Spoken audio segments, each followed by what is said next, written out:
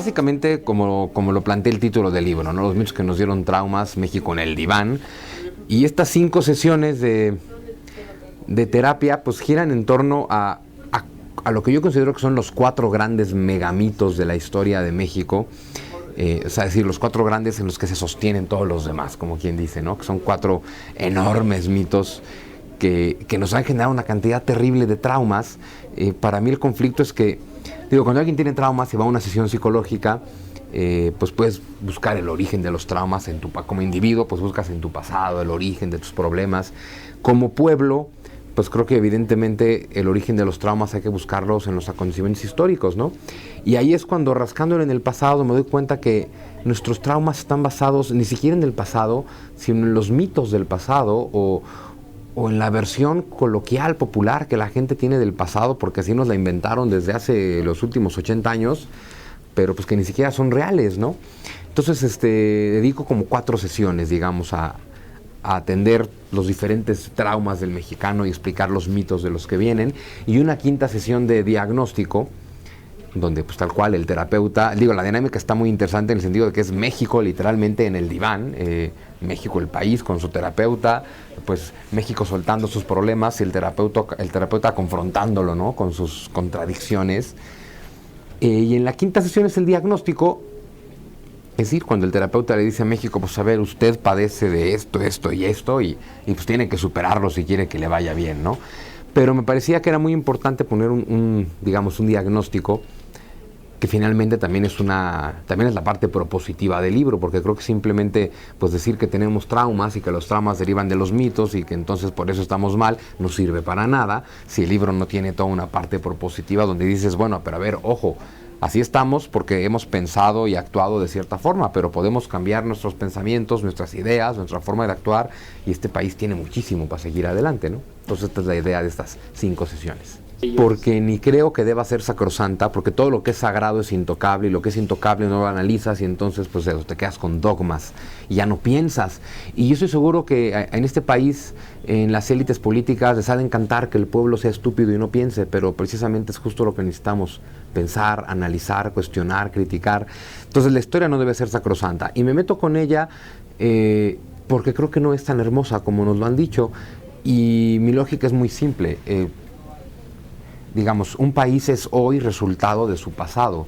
Si México tuviera la historia perfecta, hermosa, bonita, gloriosa que nos dicen que tenemos, el pasado perfecto y glorioso, los héroes impolutos de mármol, absolutamente patrióticos, que el pueblo siempre ha estado unido como un solo ser, y todas esas cosas que nos dicen que son mentiras, si tuviéramos ese pasado, tendríamos un presente maravilloso.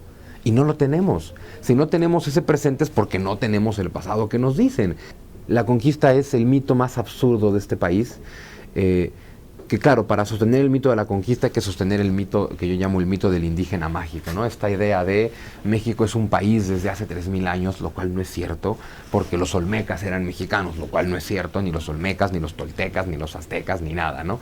Pero entonces nos dicen, eso ya era México y ya era un país, como si tuviéramos, o en esa época hubiera habido unidad política, cultural, religiosa, lingüística, no había nada de eso, ¿no?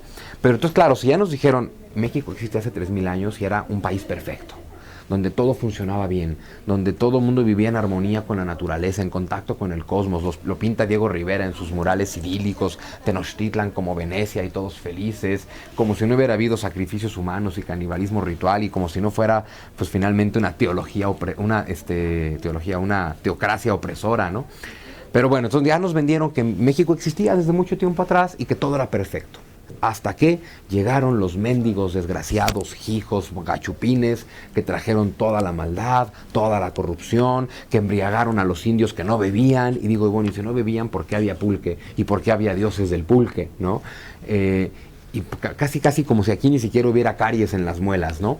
Pero llegaron los españoles y trajeron toda la maldad y nos saquearon y se dedicaron a eso durante 300 años, y por eso somos pobres.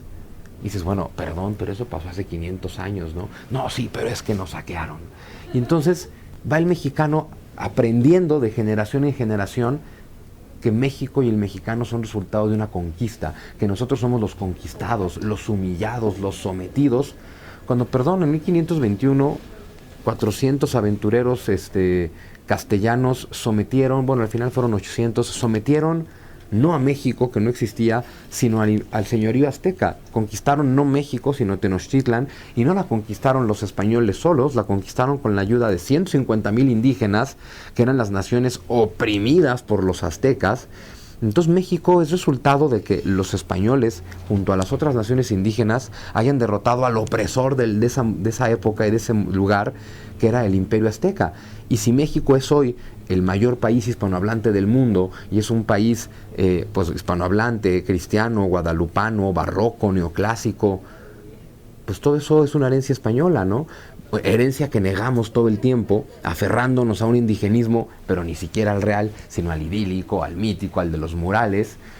Y pues entonces caemos en la gran contradicción, negar nuestra hispanidad en español, mentarle la madre al español en español. Digo, mentarle la madre al español en español es mentarnos la madre a nosotros mismos.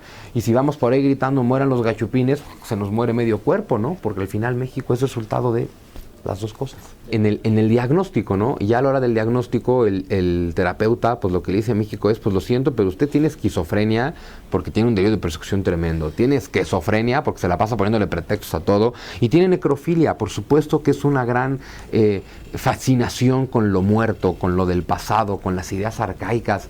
O sea, de verdad, este asunto de sacar los huesos o supuestos huesos de los héroes patrios a pasear por Reforma y aventarles flores, me parece patético. Y que luego además tengamos un discurso de un secretario de Educación que se supone que debería de educarnos y hacernos progresistas, y se aventó la puntada de decir que a los huesos se les había dado un tratamiento para que no se descompusieran y así nos duraran mucho más tiempo, y entonces los mexicanos del futuro no se enfrentaran a una pérdida irreparable.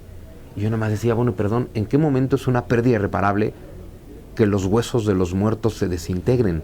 Los muertos están muertos, los huesos de los muertos se pudren en todos los países. ¿Por qué es tan importante aquí que los huesos de nuestros muertos no se echen a perder? Y así como veneramos a los huesos, y en el desfile del Bicentenario los revolucionarios eran calacas y eran animales muertos, o sea, una fascinación con la muerte que tiene que ver con una fascinación con el pasado, que evidentemente nos hace temerle al futuro y no evolucionar nunca. Si queremos una respuesta para los problemas del país, en lugar de buscar una respuesta del siglo XXI, nos preguntamos qué hubiera hecho Miguel Hidalgo, o qué hubiera hecho Benito Juárez, o qué hubiera hecho Lázaro Cárdenas, que a lo mejor los tres son grandes mexicanos, pero del siglo XIX y del siglo XX. Pretender que las respuestas del 2012 puedan estar en las ideas de 1938 o en las de 1857, digo, tal vez algunas sí, hay ideas tan buenas que pueden ser eternas, ¿no? Pero vaya, Juárez y Cárdenas vivieron cuando no había ni internet, ni teléfonos celulares, ni globalización, ni satélites.